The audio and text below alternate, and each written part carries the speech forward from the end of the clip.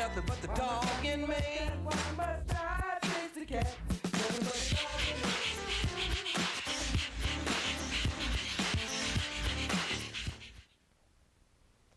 Good evening and welcome to Posse Presents on this very cold Saturday evening. Remember, if it's cold for you, it's cold for your pets, and keep them inside. They can freeze, get frostbite, suffer from the elements just like people can. So please, by all means, keep your pets inside. It's a law to keep them outside only for a minimum amount of time. Remember that they feel too. And it's not right by any stretch of the imagination to leave them out in the cold while you're inside nice and warm and comfy. And, we'll leave that alone, but please don't leave your pets outside in the cold. And if you see a pet wandering, by all means call animal control, get that animal in off the streets. It's going to be a mean winter. Look at how Buffalo is doing, all that snow that they had. I feel for those people because I see all these pictures on Facebook where people have opened their doors and it's just a wall of snow. There was one with a dog looking at it like, wow, I can't imagine that. You can't get your dog out. It was bad enough when we had 3 feet of snow, 2 years ago? Yeah, plus they got all that rain too. Yeah. They're forecasting rain. Yeah. They so need slow thaw. They don't need it all at once. Yeah, it's crazy. They're going to get rain on top of it. But 2 years ago when we had all that snow in February, I couldn't even open my storm door to try to get outside to shovel. I won't even begin to tell you what that was like. And I had, 4 dogs inside with legs crossed. Didn't understand that they couldn't go right out. It took me an hour just to get down my path, just to get them outside. Thank God they waited. But I can't imagine what these people are going through with it truly snowed in. So, if there were animals outside in that, they certainly didn't survive. So, the snow that we get around here is nowhere like that, but it's definitely every bit as deadly. So please, this winter, prepare and provide for your animals. Anyway, I'm going to start the night with, it's that time of year, and we're going to have like a whole bunch of places doing Santa pictures for kids and families, but there's also Santa pictures for animals. And Bikers Against Animal Cruelty, Zach, can we have the poster, is doing theirs on Saturday, November 29th from 1 to 3 at Gengris Harley Davidson in East Hartford. And that's sure to be a good time. You can bring your little ones, you can bring your pets, and have their picture taken with Santa. And it's a cool thing. I love stuff like that. So let's get that in everybody's heads. If you're in the area, you want to go help out a good cause, get your picture taken with Santa. He's going to have the Harley Davidson fired up. You get to sit on that, and that'll be pretty cool. A number of years ago, there was a Harley Davidson store, and they did similar things. And I have my picture taken with Santa on a Harley, and it's my profile picture usually for Christmas because it was cool. But anyway, yeah, cool is cool. You can't argue with cool, right? But anyway, doing this announcement now because obviously we won't be back on the air before it happens. So go check out that event. Get your pet pics with Biker Santa, and that's for Bikers Against Animal Cruelty.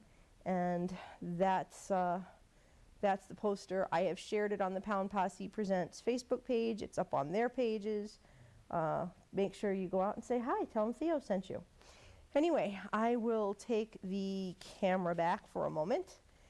And just a little update, from time to time I talk about Puppy Doe still. Puppy Doe, for anybody who doesn't remember or anybody who needs a refresher, was the dog that was found in Massachusetts last year, tortured beyond any comprehension. They're really, the things that were done to that dog just were the most horrific ever. And the legal case against the abuser is still pending. He's been in jail, and he's been made a number of court appearances. And every time he does appear in court, there are peaceful protests. And there is another one coming up this week. The court appearance is for November 25th. And like I said, it's a peaceful protest outside the Norfolk County Courthouse in Dedham, Mass. And that's going to be Tuesday at 1 p.m. It will be, Zach, let's get the pictures up. You're going to be looking for, the organizer is going to have this umbrella that she carries for the occasions where they do gather outside the courthouse. It's a pet-friendly event. You can bring your pets as long as you clean up after them, as long as they are well-mannered and able to, you know, function in a crowd with people and other pets, etc., and so on. But this will take place Tuesday at 1. And just a real quick picture, without going into a lot of details. Puppy Doe went from the beautiful dog that she was to just an animal that could not be saved for the horrible things that were done to her.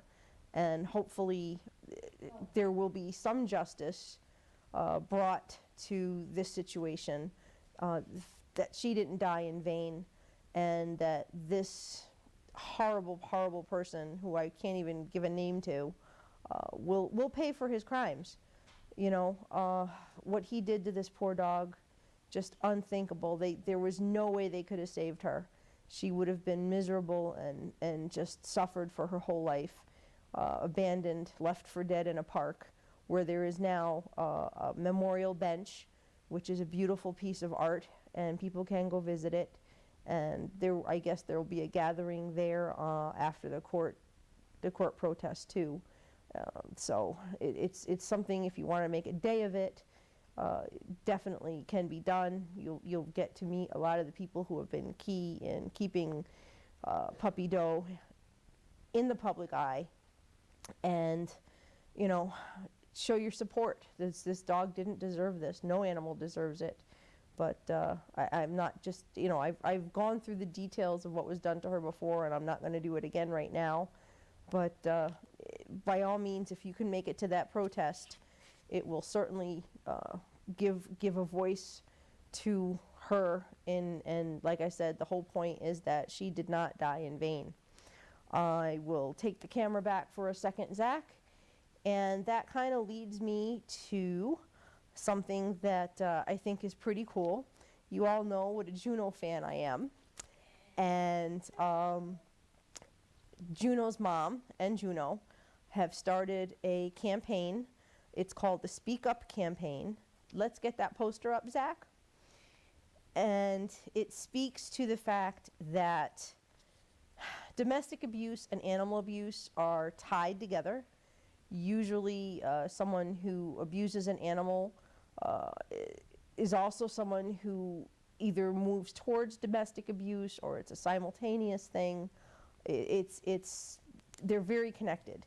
So Deb's done these cards, these rat cards that you can put up anywhere, in a place of business, you know, in a vet's office, in a pet store, any place that would be appropriate for either cause.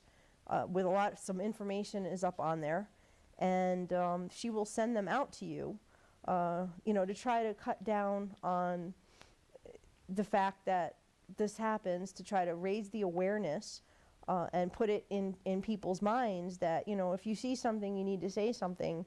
If you know that someone is being abused, if you know that an animal is being abused, you really need to report it. You need to call 911, you need to notify the authorities, you need to do something to stop it. And as I said, these rat cards can be displayed, and, you know, wherever it would be appropriate, wherever the message would be pertinent, and they're available for the asking. You know, all you have to do is email Juno's Place at yahoo.com. That's JUNOSPLACE at yahoo.com. You can private message Juno's Place on Facebook. And like I said, all you have to do is request them, and she will send them out. And she's keeping track of, you know, the states that they're going to. And they're certainly gaining in I don't want to say popularity, but they're gaining in the widespread participation in this, which is a beautiful thing. And, you know, I think this is really a great way to try to let people be aware and to try to make the connection. You know, really, it's true. One does actually go hand in hand with the other, and I know that a lot of what Deb and Juno do in this avenue of what they do is because of Puppy Doe. I know that Deb was very inspired. She goes to all the protests. She's very active in that whole, because she's up there, you know, she's really close. And I'm sure even if it wasn't really close, she would be too, because that's just the kind of person she is. She's amazing. But the Puppy Doe thing is what it inspired her. And I give always kudos to Deb and Juno and their scout in that picture as well. And you gotta love Juno and, you know, all she stands for and all she does. And on that note, we have something else to be happy for Juno. Can we get the next picture, Zach? There is a picture of Juno and Gizmo from Gizmo's Friends. And they were actually at an event here in Waterbury a few weeks ago, which was really cool. And I told Juno if she wanted to bail and come and have pizza, we could do that. But, you know, she was kind of tied to her commitment. But anyway, Juno, we have to offer her our congratulations. She went through the evaluation for the Animal Assisted Therapy Group, Pause for Friendship, and that's through Gizmo of Gizmo's Friends. And Juno has passed, and she is now a certified therapy dog. So yay for Juno. There are Juno and Gizmo. Juno did her first therapy dog mission today, and we're definitely very proud of her. And can only say, again, congratulations. Keep up the good work. Juno and Deb are such an inspiration. You know, they do so much to raise awareness and to promote shelter animals and, you know, domestic abuse and animal abuse and so many things in between. And now little Juno is a therapy dog, which is just the coolest thing ever.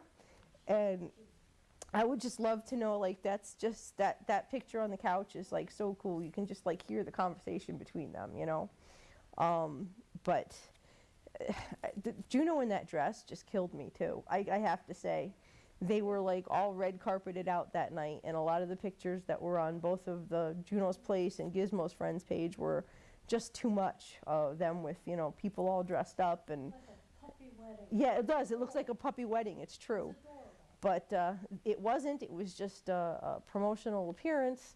I don't think Bert would appreciate Juno spending time with another man, but we'll leave it alone.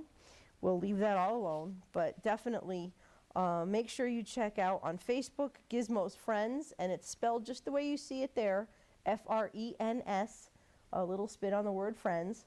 And also Pause for Friendship, which is the page for the certified therapy dog group. And that's, again, just a wonderful thing. Kudos to Juno, kudos to Deb. Gotta love them both, near and dear in my heart. And yes, I am a judo fanatic. I cannot help it. And that's just the way it is. I will take the camera back for now. And we're gonna kind of go into a conversation about two dogs.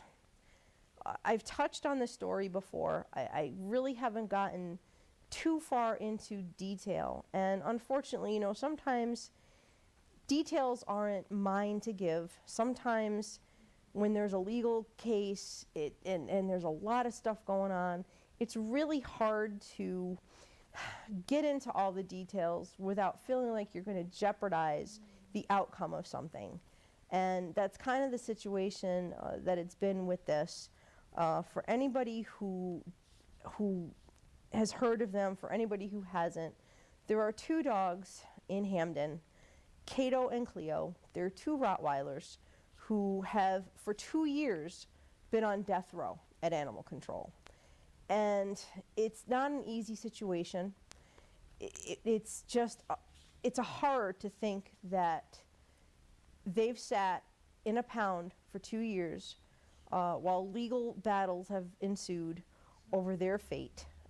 Fortunately, their owner, Kim, is devoted to them, and I know she'll be devoted to them until her dying breath.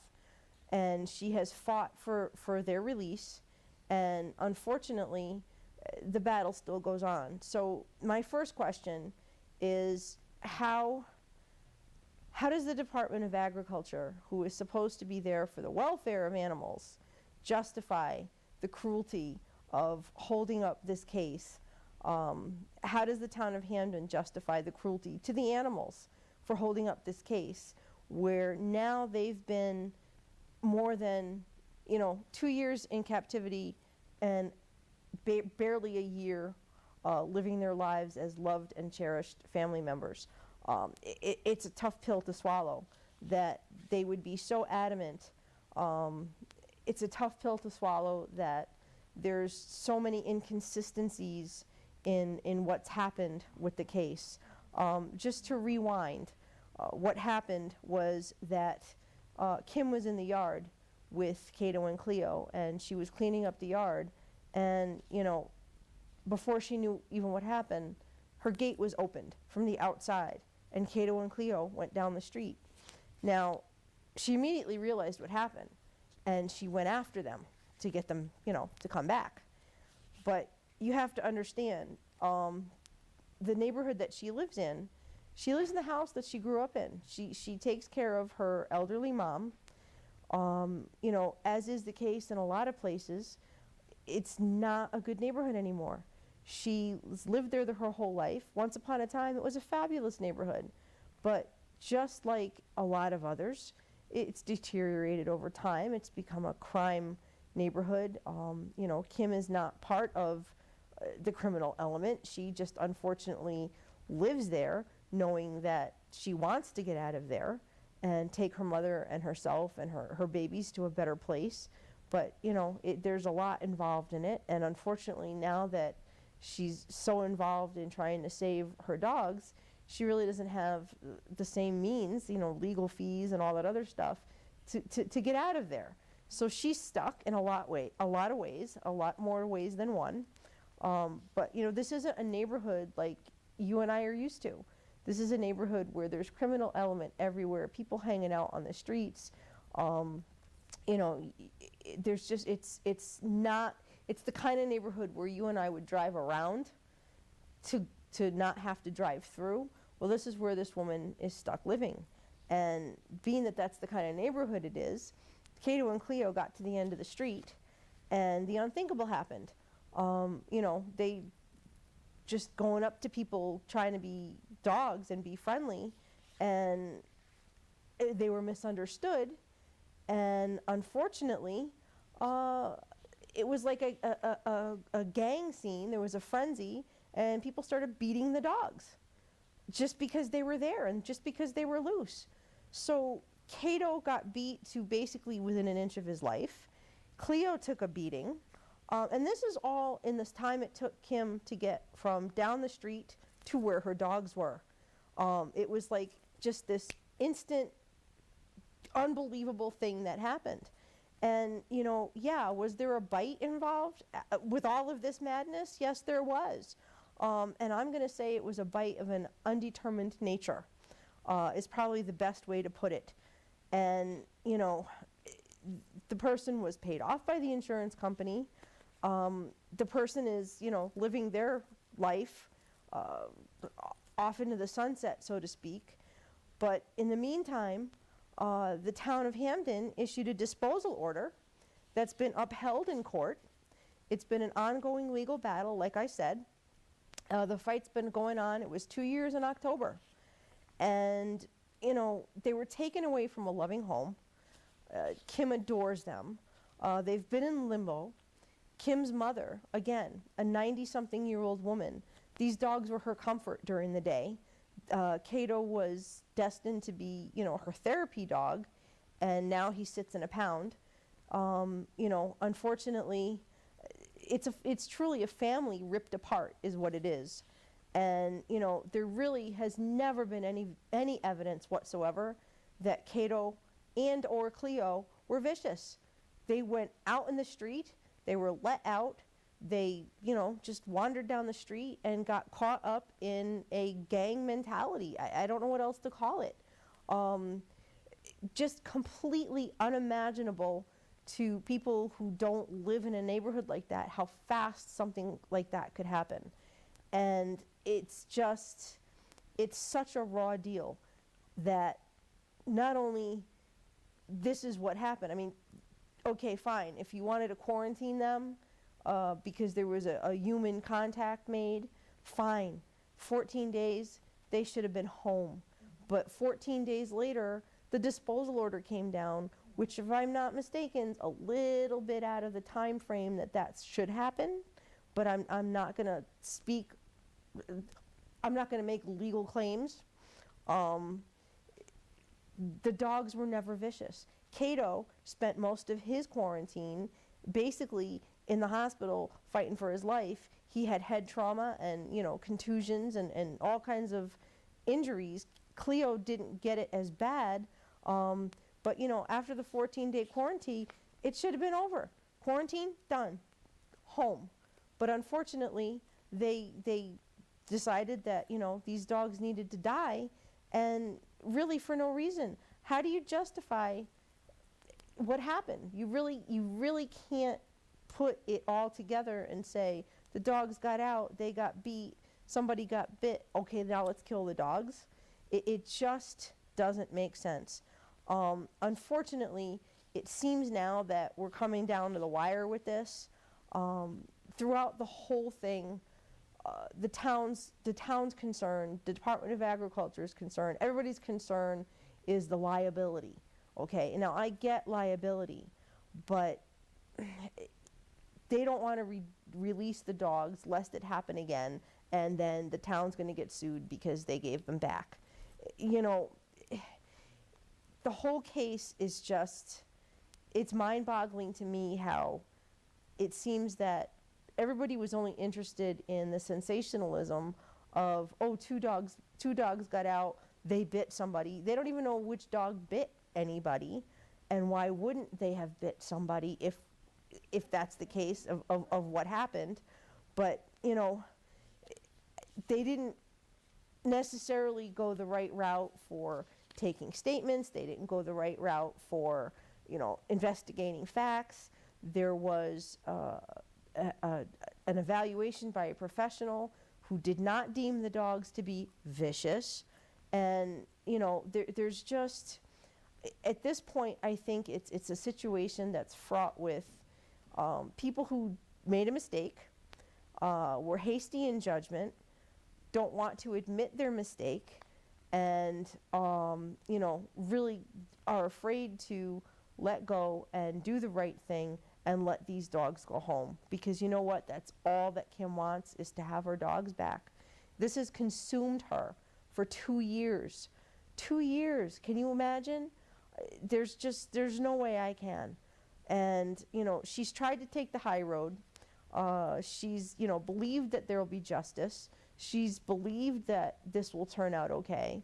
There's been some question as to the integrity of some of her legal counsel, which is another problem. See, there's so many layers, which is why I'm saying it's not really my story to tell, but the reason why I'm telling you a little bit more about this tonight is because, as I said, we're kind of getting down to the wire. Some things need to happen. There has been a petition circulating, and we need people to sign that petition. There's going to be some last-ditch efforts to be launched. You can follow the story on the Facebook page, Free Kato and Kleo. Let's get the pictures up, Zach, before we're totally out of time, and I'm just rambling on and on. This is Kato and Kleo when they were home. Happy, living the life, so well taken care of. Just beautiful, beautiful dogs. Let's get the next picture, Zach.